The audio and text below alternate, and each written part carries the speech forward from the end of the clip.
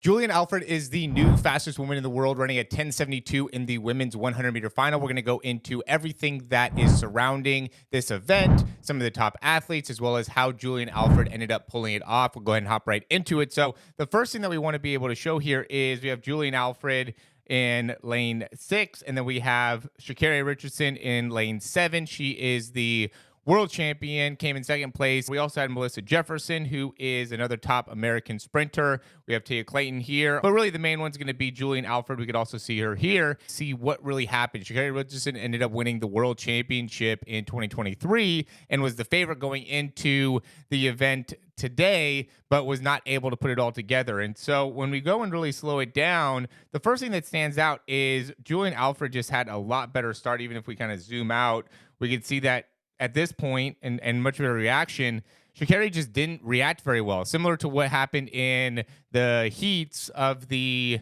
World Championship and also even in the U.S. trials. We can see Julien Alfred is already up with her hands, where Sha'Carri is still down with both hands. And by the time Sha'Carri actually gets her hands up off the ground, really everybody has already gotten their hands off the ground. That was a big thing we talked about going into this, is if Sha'Carri is going to end up winning, she has to run a great 60 and she has to have a great reaction time. Julien Alfred, she already has her foot down, where Sha'Carri doesn't. And that's really what stands out, is Julien Alfred just executed the race more effectively. She had that desire from the beginning of the day, watching some of the interviews, listening to her talk. She wrote down she's going to be a champion, just had that belief in herself going into it, which just shows the importance of having that belief in yourself and that willingness to really dare to believe in you and what you're able to accomplish. We could just see Sha'Carri does as good of a job of accelerating out and just got into a position where she's too far back behind, right? Julien Alfred was the 60-meter champion. She beat her Julien Alfred beat Sha'Carri Richardson in the semis and had a lot of confidence, obviously, going in. And when we see with Julien Alfred is she just does such a great job with her backside mechanics. She does a great job of being able to get full extension here in the back foot. Sorry, this isn't a great video. I ended up having to take like a screen recording essentially of this. As that foot striking the ground, does a great job of being able to get right back into extension within her leg. Very quick foot contact time, and also is really strong within her posterior chain, and therefore is able to get into a great position for her front side. So because of the strength and the power she has within her posterior chain, the hamstrings, the calf, things like that, she's able to get up off the ground very vertically and very quickly to then give her the opportunity to create a lot of reach. And you can see that Sha'Carri, she ended up catching a lot of people, caught Daryl Nita.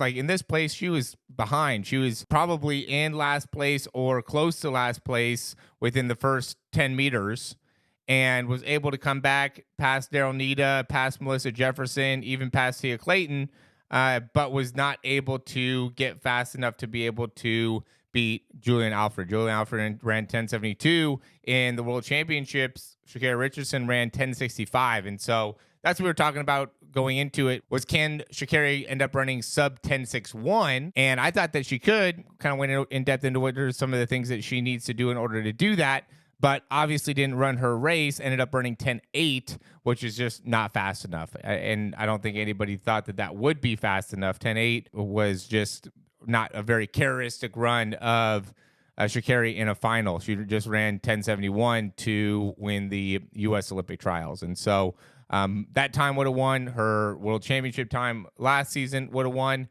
But obviously today she wasn't able to put it all together, and credit to Julien Alfred. I mean, she did put it all together and ran a great race. And here we can see the extension, right? And how much range she has within the foot. I think it's super impressive here to really see, because I'll see a lot of people that when they're towing off, we'll get into this position. That's why I do these videos too, is just so you can really see and understand what are these athletes doing. This is even something that I'm going to take away and really get into more specifics within the athletes I'm training, is being able to get that extra range here, right? Because I'll see people again that will toe off even before this, but even people that are pretty fast who have their heel pretty much straight up, and then that's when they're toeing off, where she gets that extra range and that extra push that allows her to get a little bit more vertical. So instead of this foot going back, which is what I see a lot of times when athletes' feet are leaving the ground, she's getting straight vertical with that foot, so then she can get a very effective leg swing right back through to then make it so then she could have a strong